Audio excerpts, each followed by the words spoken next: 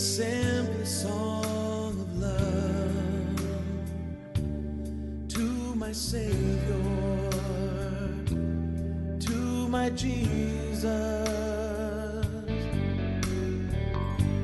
I'm grateful for the things you've done, my loving Savior, oh precious Jesus. Heart is glad that you called me your own. There's no place I'd rather be than in your arms of love. In your arms of love, holding me holding me near in your arms of love.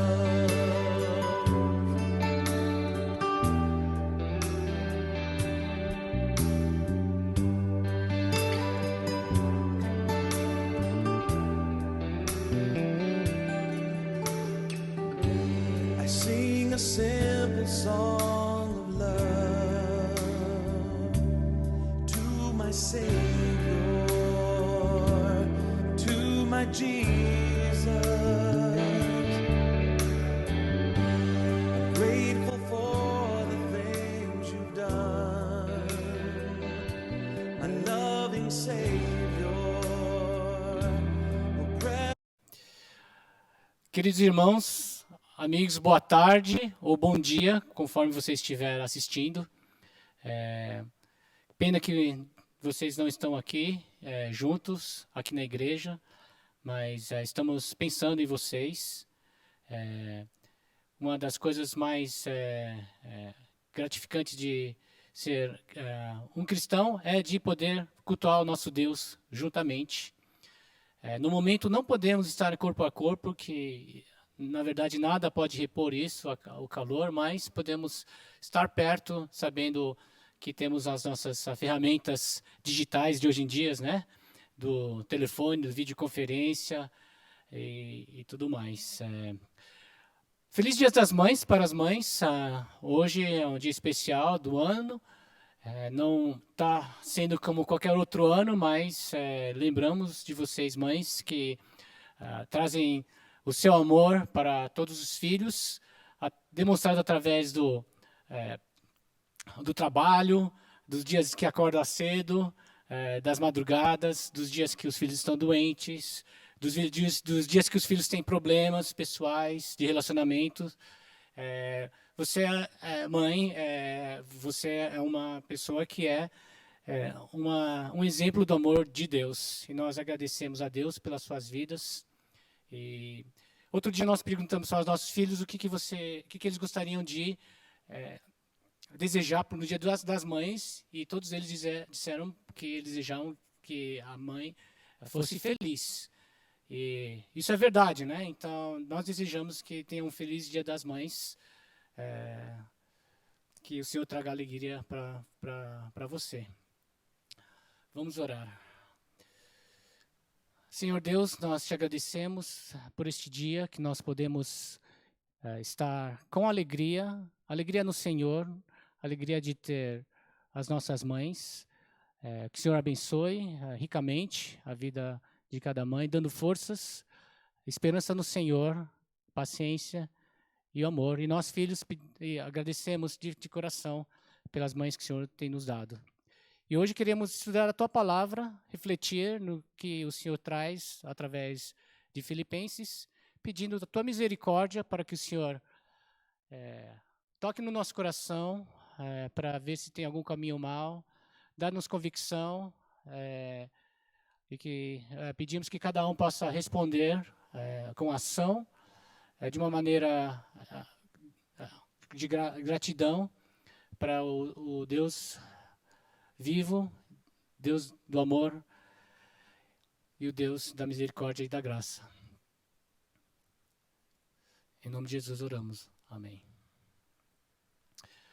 Estamos estudando a epístola de Filipenses, como nós vimos semana passada do irmão João. Ele descreveu de que Paulo estava escrevendo esta carta de próprio punho aos irmãos de Filipe, e ele estava na cidade de Roma, aguardando sua audiência junto com César, aprisionado. Ele estava isolado, estava injustamente preso, mas mesmo assim ele manteve a alegria do Senhor. E com isso ele conseguiu contagiar o amor que ele teve com as pessoas na qual ele encontrava, seja os guardas da prisão, seja os irmãos em Roma, seja os irmãos em Filipe.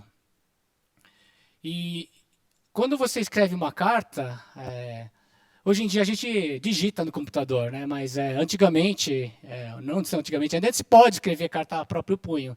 Eu lembro, alguns 24 anos atrás, quando eu estava morando no exterior, eu parei, peguei um papel, escrevi, pensei numa pessoa, escrevi lá dos tempos que nós passamos juntos, dos lugares que nós fomos, das reuniões que fomos, dos tempos juntos legais que nós tivemos. E para isso eu tive que fazer um esforço, assim, pensar do que escrever, porque uma vez que você escreve no papel, assim, para não ficar muito feio, você não pode ficar errando muito, e você tem que pôr os seus pensamentos juntos. E naquela época, Paulo também escrevia a próprio punho, então ele tinha que pensar do que escrever. E a outra pessoa, do outro lado, ela provavelmente, espero, né, que ela ficava ansiosamente esperando por essa carta, por notícias, por o descrever do dia a dia. E eu sou sortudo de saber de que essa pessoa que recebeu uma das minhas cartas ainda guarda essas cartas, e de vez em quando nós abrimos a Chandra pega e nós deixamos aberto lá em casa, as crianças podem ver, porque graças a Deus escrevi coisas boas, né? Coisas legais que marcaram, e tem coisas que eu nem lembro, ao menos que eu leia aquela carta do que estava acontecendo naquela época, 24 anos atrás.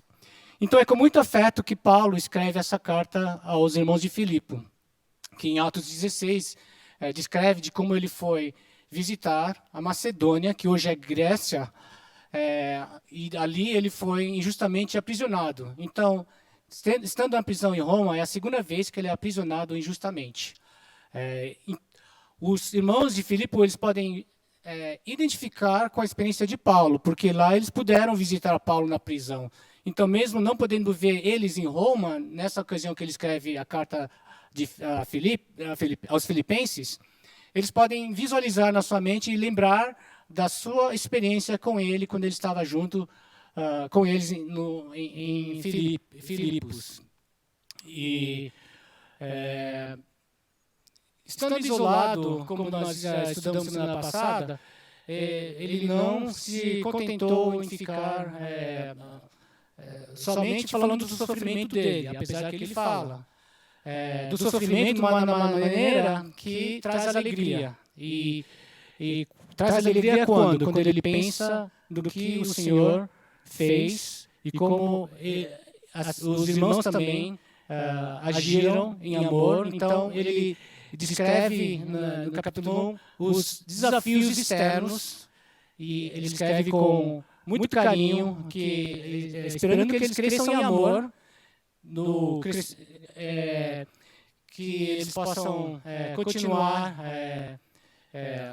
alegres no Senhor, e ele descreve que ele ora por eles. Então, é muito legal quando uma pessoa ora por você, não é? Eu lembro que antigamente eu tinha que estar no trabalho às 6 horas da manhã. E um dia meus tios vieram e estavam com fuso horário, eles não conseguiam dormir, eles acordaram muito cedo, na verdade. E às 5h30, quando eu estava por sair para ir ao trabalho, eles pararam e vieram: José, vem cá, vamos orar. Aquilo me tocou até hoje. Ontem eu até compartilhei com a minha prima sobre isso, de que eu fui muito encorajado, porque no meu dia a dia alguém parou para orar por mim e relembrar do que o meu trabalho era o trabalho para o Senhor, e não só o meu trabalho para mim mesmo, e que tinha outras pessoas que eram parentes de sangue, mas também não só parentes de sangue, mas parentes no Espírito do Senhor. Isso até hoje me toca. Então é importante a gente expressar e deixar a outra pessoa saber que você está orando por ela. E eu dou graças a Deus que tenho pessoas que têm orado por mim, e eles relembram de mim, de que estão orando por mim. E quando eles fazem isso, me encoraja muito e me dá muita motivação. Então, Paulo termina o capítulo 1 de Filipenses tranquilo sobre a vida dele, porque, afinal de contas, se ele continuar vivendo, é por Cristo, e se ele morrer, é lucro. Então, vamos ler o capítulo 2 de Filipenses e tentar resumir algumas coisas desse capítulo que é muito rico. É dividido em 3 partes, a gente pode dividir assim.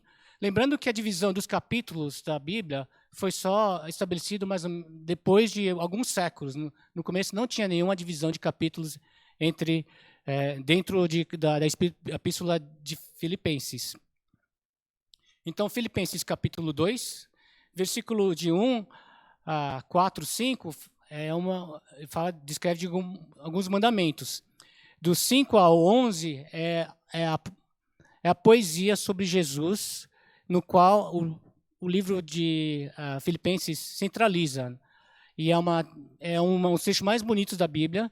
Depois ele segue falando, a partir do versículo 12, de mais alguns ensinamentos, e depois termina com alguns exemplos em Timóteo e Epafrodito. Filipenses 2. Se, por estarmos em Cristo, nós temos alguma motivação, alguma exortação de amor, alguma comunhão no Espírito, alguma forma de afeição e compaixão, completem a minha alegria tendo o mesmo modo de pensar, o mesmo amor, um só Espírito e uma só atitude. Nada façam por ambição egoísta ou por vaidade, mas, humildemente, consideram os outros superiores a vós mesmos. Cada um cuide não somente dos seus interesses, mas também dos interesses dos outros. Seja a atitude de vocês a mesma de Cristo Jesus, que, embora sendo Deus, não considerou que ser igual a Deus era algo que devia apegar-se, mas esvaziou-se de si mesmo, vindo a ser servo, tornando-se semelhante aos homens. E sendo encontrado em forma humana, humilhou-se a si mesmo e foi obediente até a morte, e morte de cruz. Por isso Deus o exaltou à mais alta posição e lhe deu o nome que está acima de todo nome, para que, ao nome de Jesus, se dobre todos os joelhos, nos céus, na terra e debaixo da terra, e toda língua confesse que Jesus Cristo é o Senhor, para a glória de Deus Pai. Assim, meus amados, como sempre vocês obedeceram, não apenas na minha presença, porém muito mais agora na minha ausência, ponham em ação a salvação de vocês com temor e tremor. Pois é Deus quem efetua em vocês tanto o querer quanto o realizar, de acordo com a boa vontade dele. Façam tudo sem queixas nem discussões, para que venham a tornar-se puros e irrepreensíveis, filhos de Deus inculpáveis no meio de uma geração corrompida e depravada, na qual vocês brilham como estrelas no universo. Retendo firmemente a palavra da vida. Assim, no dia de Cristo, eu me orgulharei de não ter corrido nem me esforçado inutilmente. Contudo, mesmo que eu esteja sendo derramado como oferta e bebida sobre o serviço que provém da fé que vocês têm, o sacrifício que oferecem a Deus, estou alegre e me regozijo com todos vocês. E sejam vocês também alegres e regozijem-se comigo. Espero no Senhor Jesus enviar a Timóteo brevemente, para que eu também me sinta animado quando receber notícias de vocês. Não tem ninguém como ele tenha interesse sincero por bem-estar de vocês, pois todos buscam seus próprios interesses e não os de Jesus Cristo. Mas vocês sabem que Timóteo foi aprovado porque serviu comigo no trabalho do Evangelho como um filho ao lado de seu pai. Portanto, é ele que eu espero enviar. Tão logo me certifique da minha situação, confiando no Senhor, que em breve também poderei vir. 25. Contudo, penso que será necessário enviar de volta a vocês Epafrodito, meu irmão, cooperador e companheiro de lutas, mensageiros que vocês enviaram para atender às minhas necessidades. Pois ele tem saudade de todos vocês e está angustiado porque ficaram sabendo que ele esteve doente. De fato, ficou doente e quase morreu, mas Deus teve misericórdia dele. Não somente dele, mas também de mim, para que eu não tivesse tristeza sobre tristeza. Por isso, logo o enviarei, para que, quando o vierem novamente, fiquem alegres e eu tenha menos tristeza. E peço que vocês o recebam no Senhor com grande alegria e honrem homens como este, porque ele quase morreu por amor à causa de Cristo, arriscando a vida para suprir a ajuda que vocês me podiam falar. Podemos dividir ou dar continuidade nesse estudo, dizendo que no capítulo 1, Paulo descreveu a alegria no sofrimento externo. Agora, no capítulo 2, ele fala a alegria no sofrimento interno, a alegria no senhorio de Jesus, a alegria na sensação do temor, se é isso possível falar, a alegria na sensação do temor e a alegria no servir. Nos primeiros versículos diz aqui sobre um mandamento que Paulo exorta aos irmãos de Filipenses sobre a atitude.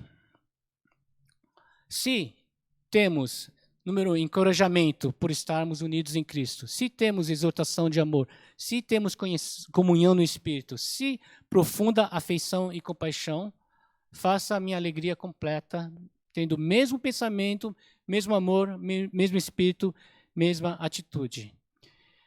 Isso demonstra que nós temos um sofrimento interno, que é a nossa própria atitude. E olhando o que Jesus fez e continua fazendo no meio de nós, será que reconhecemos esse encorajamento por estar unidos em Cristo? Quando nós estamos unidos em um só propósito, ou numa pessoa como Cristo, nós conseguimos deixar as nossas diferenças de lado, sem que as nossas diferenças, nossas vontades, até nossas angústias, nossos desafios, falem mais alto. Mas, por causa de um propósito comum, primeiro, por estar encorajado em Jesus Cristo, se nós temos também a exortação do amor, porque às vezes nós recebemos amor, como o amor da mãe, e nós não somos exortados, porque nós não aceitamos, não reconhecemos ou rejeitamos de cara. Se temos a comunhão do Espírito, juntamente em pensamento, juntamente compartilhando, juntamente tendo a comunhão do Espírito, se temos a profunda afeição e compaixão, se temos todas essas 4 coisas, Paulo apela então para que a alegria dele seja completa, porque a alegria dele é complementada e completa no pensamento dos irmãos. Isso é como nós somos. Nós não podemos ser ilhas e só ter a nossa própria alegria. Temos que ter os irmãos, experimentar o que eles estão experimentando, para poder também ser completa a nossa alegria. Assim iremos ter o mesmo pensamento, o mesmo amor, o mesmo espírito, a mesma atitude. Algumas traduções falam em harmonia.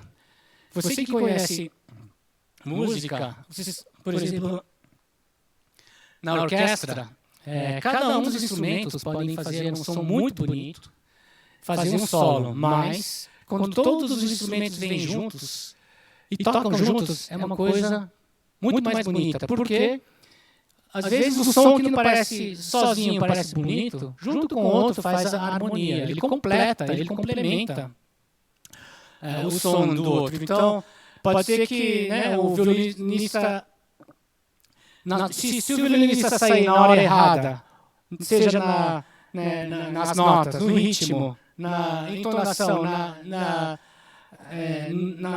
intensidade, não vai ser tão bom. Então, é necessário ter todos juntos, olhando para o regente, certo? Tendo uma união, tendo uma harmonia.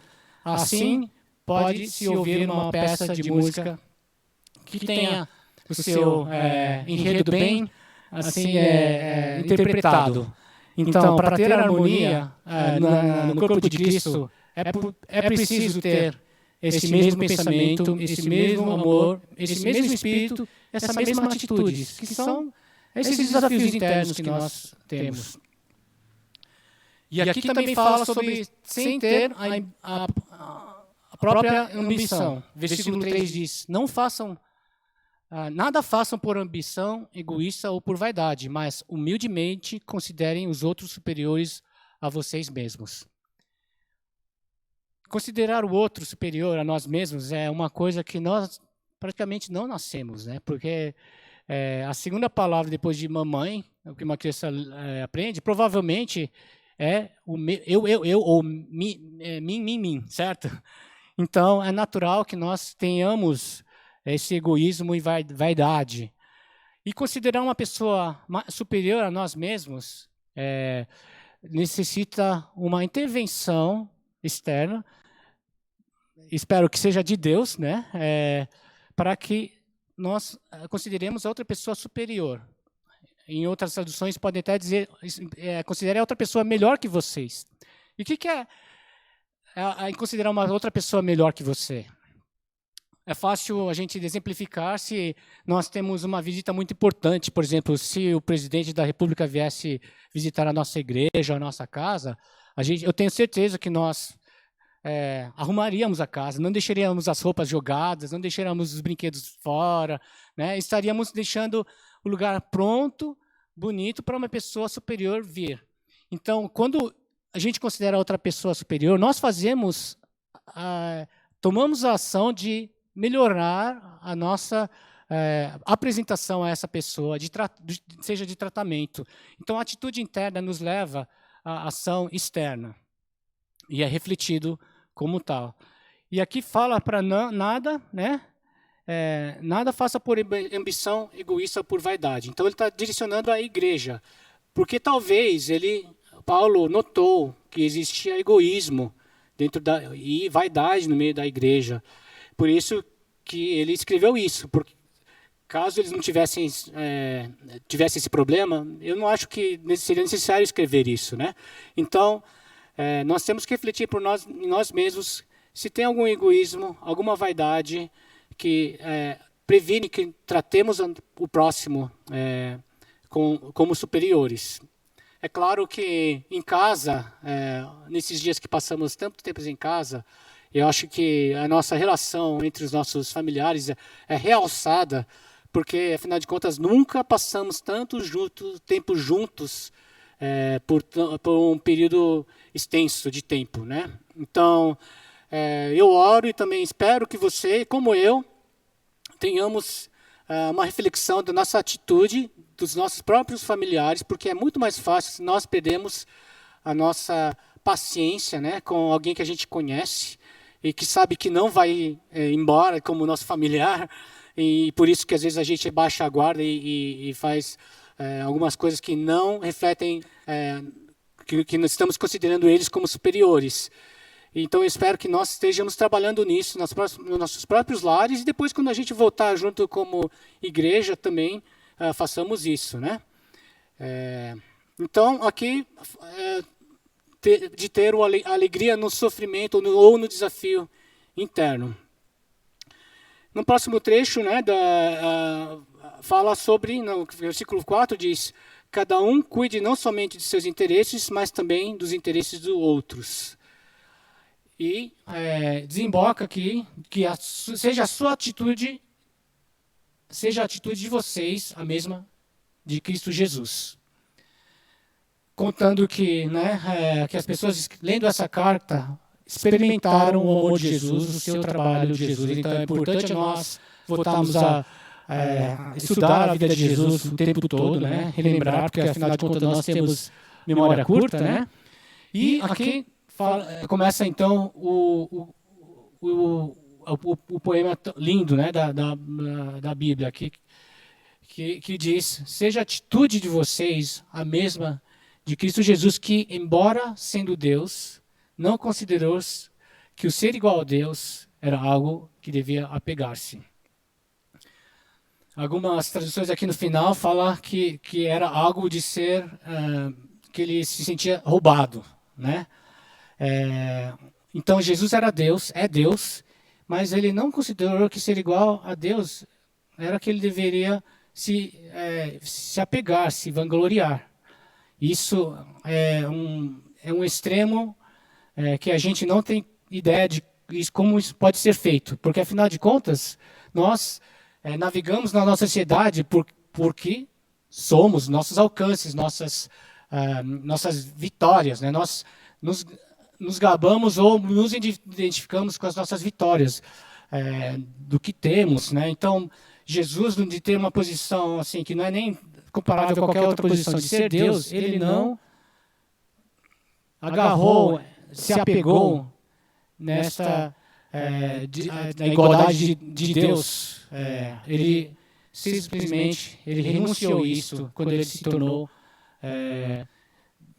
homem, não de renunciar de não ser Deus, mas ele não teve a atitude de apegar-se a isso. Mas, no versículo 7 diz, esvaziou-se a si mesmo, vindo a ser servo, tornando-se semelhante aos homens. Então, aqui, humilhou-se ou esvaziou-se a si mesmo. É muito bonito essa frase, esvaziou-se a si mesmo. Quando nós... quantas vezes nós escolhemos esvaziar-se a nós mesmos, né?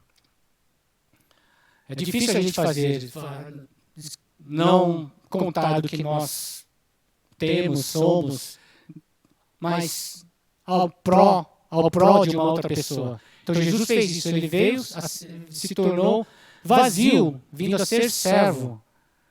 Servo servindo a sua própria criação, por amor de nós, e tornando-se semelhante aos homens.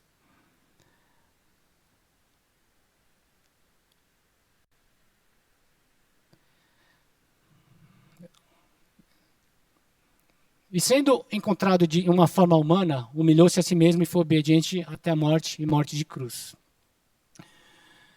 Então, Jesus se encontrou de uma forma humana e foi obediente até a morte e morte de cruz. E a morte de cruz não é uma morte qualquer, sabe? A morte menos dolorosa para um condenado é que ele morra de um segundo para o outro e que seja uma forma... uma morte humana, assim vamos dizer, né, nos lugares que executam por execução. Mas naquela época, os romanos viraram especialistas em morte de cruz. E a morte de cruz foi desenvolvida para os criminosos estrangeiros, porque eles queriam ter certeza que o cara morresse, mas ele morresse uma morte que fosse bem dolorosa, que levasse tempo. Então, uma pessoa que era levantada à cruz, ele não morria na hora. Levava 3, 4 dias para morrer. E a pessoa ficava tentando guardar sua respiração, porque ele ficava pendurado, literalmente, numa posição que ele não tinha base para ter a posição normal de respirar. Então, ele morria por asfixiação, mais que nada, porque ele, afinal de contas, sem água, sem comida, você consegue sobreviver por alguns dias, mas perdendo aquela força dos músculos para poder movimentar o diafragma e juntamente o pulmão, a pessoa se asfixiava. Então, é a morte mais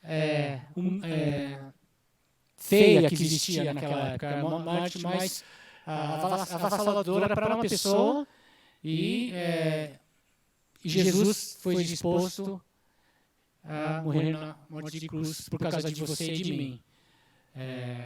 Mas graças a Deus que ele ressuscitou, e por isso Deus, versículo 9, o exaltou à mais alta posição e lhe deu o nome que está acima de todo nome, para que ao nome de Jesus se dobre todos os joelhos, nos céus, na terra e debaixo da terra.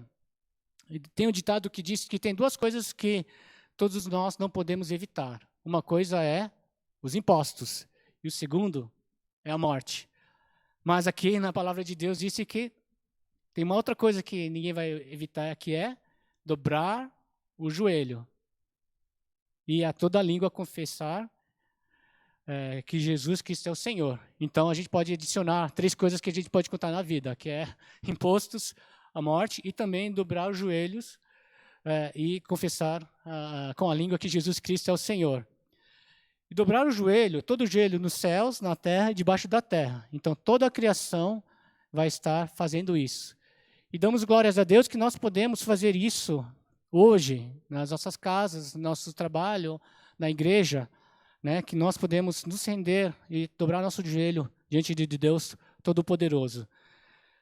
De Jesus, que foi um exemplo para nós. Então, a gente pode achar alegria no senhorio de Jesus, que Deus exaltou para o lugar mais alto. Depois temos também alegria na sensação do temor. Já pensou? Alegria no temor? Vamos ver. Assim, meus amados, versículo 12. Como sempre vocês obedeceram, não apenas na minha presença, porém, muito mais agora na minha ausência, ponha em ação a salvação de vocês com temor e tremor. Essa última parte desse versículo eu grifei aqui, porque o Senhor tem dado convicção a mim nos últimos dias, né? Espero que eu continue fazendo isso, que a salvação é para ser trabalhada, é para ter ação, é para ter temor e tremor. Porque se a gente não tem temor nem tremor disso, a gente faz o que quer para o nosso próprio benefício e a gente não se importa em fazer coisas erradas. Se a gente só conta que a salvação está lá e não trabalha nela. Então, é preciso a gente trabalhar na salvação. Não que você venha perder a salvação, porque Deus deu a certeza que Ele não vai deixar, né? Uma vez que nós aceitamos a Ele. Mas talvez você seja uma pedra de tropeço, você ou eu, né? Seja uma pedra de tropeço para uma outra pessoa.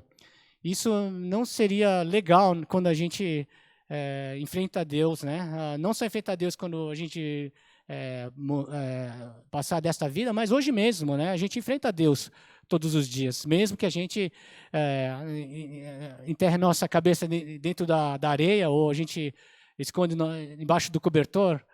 Todo dia nós enfrentamos a Deus e é melhor que a gente reconheça o que nós estamos fazendo de errado e continuamos trabalhando nessa salvação, aceitando todos os dias o Evangelho do Senhor para nós, com temor e tremor. Porque uma coisa que a gente tem temor, a gente toma ação. Essa doença que é muito severa, levou a ação, esse medo, esse tremor dessa doença que está acontecendo pelo mundo inteiro, levou as pessoas a tomarem ações radicais. Algumas pessoas renunciaram o seu emprego porque estão com temor dessa doença. Algumas outras pessoas levaram eles a aprender outras coisas. Conheciam muito pouco de estatísticas. Hoje já sabe o que é uma curva de normalidade, uma curva da ascendência. Né? Então, hoje temos muitos especialistas que, por causa do temor dessa doença, procuraram saber de como se tratar, como se prevenir. O temor e o tremor tem uma grande virtude no temor e tremor, que, graças a Deus, neste contexto, nos leva a ter uma alegria, porque a gente sabe que, de ter um temor e tremor, nós vamos ter a alegria final junto com Deus, de estar junto com Ele, certo? 13 diz, pois é Deus quem efetua em vocês tanto o querer quanto o realizar, de acordo com a boa vontade dEle. Então, tomando essa ação debaixo do guiar de Deus, né? Porque nós vamos temos que tomar ação e tomar uma ação que seja encabeçada, assim vamos dizer, por nós mesmos, mas encabeçada por Deus, pois é Deus quem efetua em vocês tanto o querer como o realizar, de acordo com a boa vontade. Aqui no versículo 14 diz, façam tudo sem queixas nem discussões. Isso queixas e discussões também é uma coisa bem natural no nosso dia a dia, né, que temos o direito de expressar a nossa insatisfação, às vezes é insatisfação por meramente expressar ou de a gente se sentir melhor. Então, no meio de irmãos, é importante que a gente gerencie essas queixas. Aqui diz, não façam tudo sem queixas, sem discussões. Eu pensei numa lição aqui que eu aprendi, era de que, às vezes, na intenção de se satisfazer, a gente expressa a nossa insatisfação por expressar. Então, é bem assim, e quanto mais a gente expressa a insatisfação que é baseada no nosso próprio egoísmo, menos satisfeito nós vamos ser. É bem interessante essa lição, né? Então, entre irmãos, sem queixas nem discussões.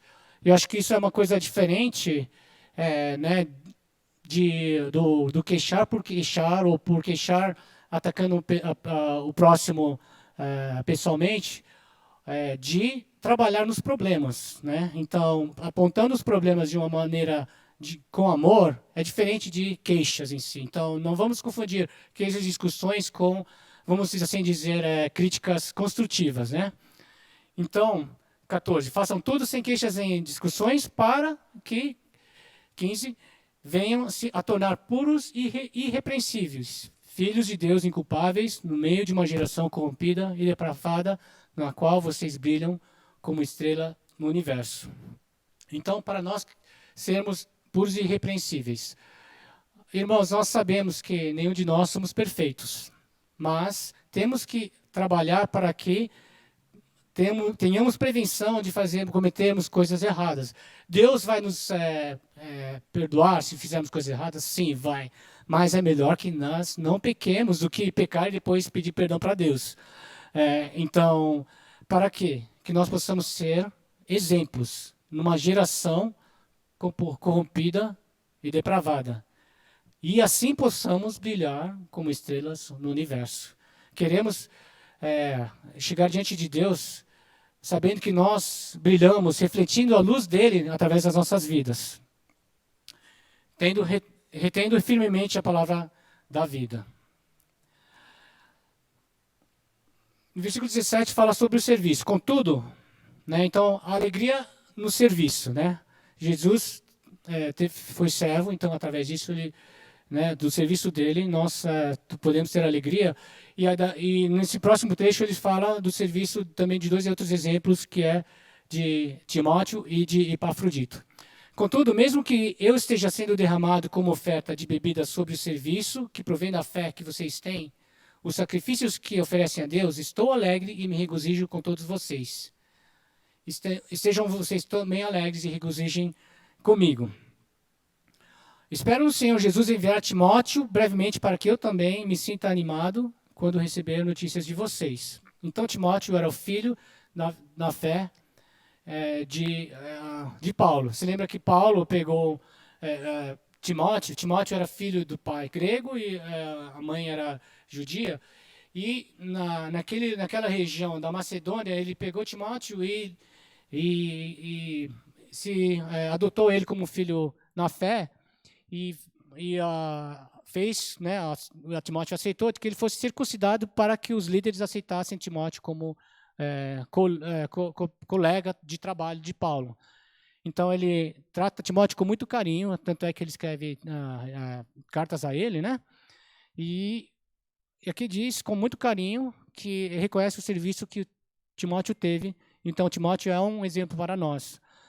Versículo 20 diz: não tem ninguém que, como ele, tenha interesse sincero pelo bem-estar de vocês, pois todos buscam os seus próprios interesses e não os de Jesus Cristo.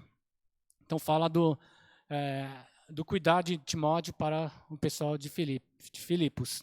Mas vocês sabem que Timóteo, versículo 22, foi aprovado porque serviu comigo no trabalho do evangelho como um filho do lado do seu pai. Então, que legal que o Paulo menciona Timóteo como um bom testemunho. 25 fala sobre Epafrodito, outro exemplo que nós podemos tomar para conosco. Contudo, penso que será necessário enviar de volta a vocês Epafrodito, como meu irmão, cooperador e companheiro de lutas, mensageiro que vocês enviaram para atender às minhas necessidades. Então, tem hora que palavras não bastam. É necessário enviar um presente ou uma oferta a uma outra pessoa ou visitá-lo. Isso que Epafrodito fez. Ele fez tudo isso. Ele saiu do seu lugar e foi visitar Paulo, onde ele estava, levando um recurso financeiro. E para isso, Paulo se sentiu muito tocado, porque, afinal de contas, nessa viagem, se vocês se lembram da semana passada, que leva 220 dias andando de Filipos até Roma, ele fez essa jornada e ficou doente, quase morreu. E se tivesse morrido, né, o Paulo ficaria muito triste, porque alguém tentando fazer um trabalho, encorajar uma outra pessoa, acaba morrendo pelo meio do caminho. Seria muito chato, muito triste na questão de Paulo mesmo, sabendo que Paulo não tem medo da morte em si, né, mas ele estaria muito tocado. Já foi tocado porque Epafrodito foi visitá-lo, ele seria mais triste. E aqui ele expressa, né, 27, de fato, ficou doente, quase morreu, mas Deus teve misericórdia dele, não somente dele, mas também de mim, para que eu não tivesse tristeza sobre tristeza. Por isso, logo o enviarei para que, quando o virem novamente, fiquem alegres e tenham certeza, tenham menos tristeza. E peço que vocês o recebam no Senhor com grande alegria e honrem homens como este. Então, meus queridos irmãos, Filipenses é uma carta que fala muito de alegria. E neste trecho do capítulo 2, fala da alegria, né, do sofrimento interno, da alegria no senhorio do Senhor, alegria na sensação do temor, alegria no servir. E o meu desejo é que, nesses dias que nós estamos longe, cada um de nós possamos desenvolver esse capítulo nas nossas vidas e também nos comunicar, encorajar um ao outro, para que nós possamos compartilhar a alegria concentrado na unidade de Espírito e na unidade de Cristo. E, com muitas saudades, espero que o Senhor continue a abençoar o seu dia. Senhor Deus, nós te agradecemos porque a Tua palavra nos traz conforto, a Tua palavra reflete do que o Senhor se importou conosco, de ter tocado no coração dos apóstolos, dos profetas, de ter demonstrado e deixado a história de Jesus, que é viva hoje, que Jesus que é vivo também, de um Deus que se importou conosco e se virou homem por causa de nós. E por isso nós podemos ter a alegria, mesmo durante os nossos desafios, dos sacrifícios externos e internos. Podemos ter alegria em Cristo, podemos ter alegria ao servir. Por isso, Senhor Jesus, pedimos que o Senhor nos toque para pôr em situações que te alegre, que traga glórias ao seu nome, seja considerando o outro melhor que nós mesmos, seja tendo humildade, seja reconhecendo que nós precisamos do Senhor, de trabalhar a nossa salvação cada dia. E agradecemos de coração, em nome de Jesus. Amém.